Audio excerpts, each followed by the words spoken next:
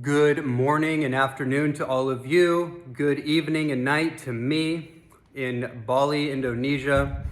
I am so deep in the writing process for my new book, and the book title is not determined yet, but the subject is all about what has become my favorite subject, which is dopamine. And I am so deep in this writing process, I can't even really fully explain in a condensed amount of time how deep this is taking me. My cognitive thresholds are being stretched and expanded, and it feels like the neural networks are going through like a neuroplastic, neurogenic expansion and spontaneous integration of all the years of research that I've been doing as a nutritionist, as an herbalist, as a cleansing and detoxification specialist, as a budding neuroscience researcher, even studying things like quantum physics and metaphysics, different aspects of spirituality, embodiment, integration practices, trauma, addiction, obviously, just human potential.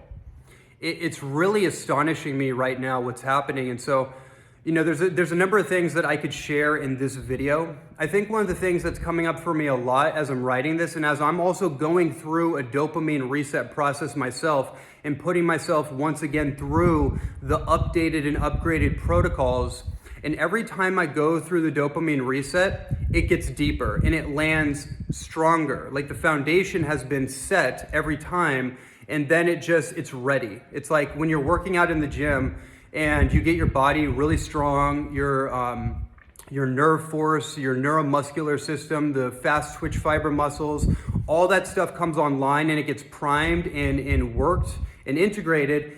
You might take a while off it and do other things, but when you get back into the gym, you get back into your practice, it starts to click on. Once you get past what's called limbic friction, which is the friction of the limbic system, which really controls like our emotional centers, in the pleasure reward system of the brain, also has to do with the midbrain and the survivalistic functions or adaptations that our stress response system has adhered to through the modern age. The limbic friction of pursuing through cognitive thresholds, cognitive challenges. We might call this resistance, because that's basically what resistance is. There's a lot of talk about moving through your resistance, and that's good. You need to move through your resistance, but if you don't neurochemically, neurologically, fully comprehend the mechanisms that are taking place, and especially understanding how the dopaminergic system of the brain and body functions and works and operates, then it's kind of just gonna be another one of these pseudo-spiritual, personal development truisms that they're true, it's fundamentally true, but the method of application, of execution, is not really obvious. It kind of is ambiguous in a way. And then that's, by the way, what I've seen over the years of being in the personal development world, being in the spiritual world, in different spiritual communities, and there's so much that I can say about that in of itself, but there's like this ambiguous kind of thing going on where people are searching for the truth, they're on a quest for the truth, and they find concepts and ideas that feel true, but either it hasn't been fully integrated into their embodied set, their human body, the mind and the body integrated together, and or they simply just don't have the right reference point cognitively. This is why I'm so deep into neuroscience, because it is a practical roadmap for human development and really all the things that we talk about online. All the different messages, the health messages, biohacking, all these kind of things. This is essentially what it's all pointing to. And without digressing too much, because there's a lot I could speak to on so many of these different topics, which is why I'm releasing a solo podcast on my podcast, The Life Mastery Show, every single week. There's another one coming out today. So definitely go to iTunes, go to Life Mastery, look up Ronnie Landis, subscribe to the podcast. I'm going to be fleshing out these ideas a lot more in detail. One thing I do want to say right here, though, fundamentally the biggest problem with all of us in this world is not whatever little issues you think you have, your fears, phobias, insecurities, doubts, concerns, the feelings and emotions that you wrestle with and get tangled and knotted up inside yourself with, the over-analyzing, trying to figure things out at the level of the mind. None of that actually is the problem. Those are all actually just dopaminergic distractions. Those are just complete rabbit holes and goose hunts that distract from what the real issue is. The real issue is that we're all just overstimulated. We're overwhelmed, overstimulated, and our nervous system, our autonomic nervous system, is stuck in a sympathetic overload or a variation of a sympathetic overload. So the autonomic system is too aroused. And then this is also where addictions can play in, because your executive centers of your brain, which govern, rationale, logic, decision-making, long-term processing, the risk versus reward, short-term versus long-term, the things that make discipline, willpower, and motivation actually work for us. Now, when the executive center gets down-regulated or shut down, the midbrain comes on, and also the limbic system comes on. And I could go really deep into this. This is the chapter I'm actually working on in my book right now. I'm 12,000 words deep in the last 3 days, and I'm literally gonna be writing all night. I'm just so in it. So the midbrain kicks on because that's our survival software.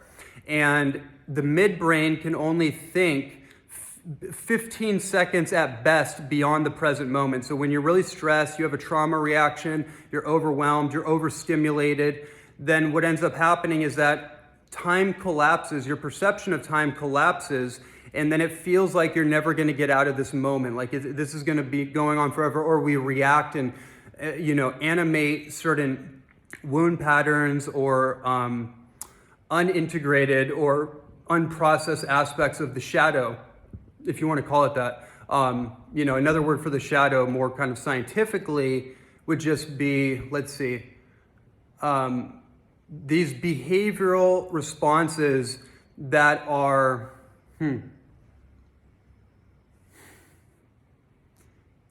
that are rooted in agitation, that are rooted in fear, that are rooted in ultimatums, that are rooted in three-dimensional attachments to outcomes and expectations having to meet our particular perspective or paradigm that's usually contracted. So the whole world feels like it's contracting within us. It's only when we're able to open up and expand that we can see things beyond the present moment, and we can make decisions for the long term. But when we get stuck in the limbic amygdala reaction state, then all of a sudden your brain is trying to trigger all these reference points that it has for past experiences that were pleasurable, that had a sedative or a medicinal effect, like medicating the tension, that inner tension, the limbic friction of shifting from first gear into second gear. And if you feel yourself stuck in that, then you might find yourself going to different coping mechanisms in order to soothe the internal tension. And so one part of this is that we're just way too overstimulated. And I'm going to tell all of you right now, I know this for a fact, and this is the work that I'm championing into the world right now. All the personal development work, all the spiritual work, all the plant medicine work, all of the work, the biohacking, all of the money and time and energy that's invested into all of these things, not that they're for naught, and not that they don't work, but they can easily be masking the real issue. It's not an emotional issue either. It's not some trauma that happened to you when you're a kid and you spend the rest of your life mulling over it and trying to retrace your steps to understand what happened to you just to get moving with your life again. Those are all distractions too. There's levels and layers to this whole thing. Underneath the hood of the car, in the actual mechanism of the human nervous system, this is what I see. I know it because this is what was playing out for me.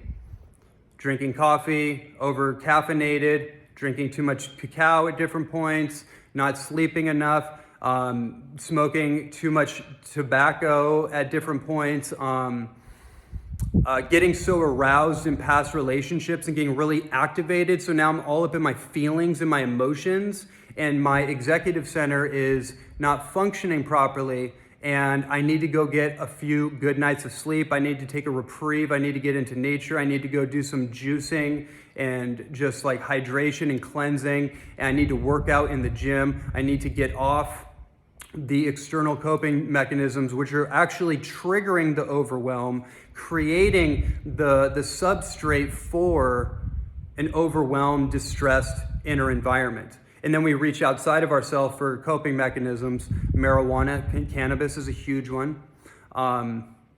So many others. I could go on and on about this. But look, I just wanted to share this message. I wanted to hop on here real quick before I go back into my writing flow for the night. And yeah, I hope this gave you something that you can really take action on, at least to have a better understanding of the neurological mechanisms that are playing out in your physical system. Not focusing so much on just like the emotional or psychological process. That's all important, but it's only important to the degree that you can integrate it effectively, practically, and really immediately into your physical template, and you can get your body to move. If you feel like you're stuck, you're not going to get unstuck from here or trying to untangle your spider web of emotions. You got to get this thing moving, and you got to get away from the things that are causing distress. You got to cancel those things out.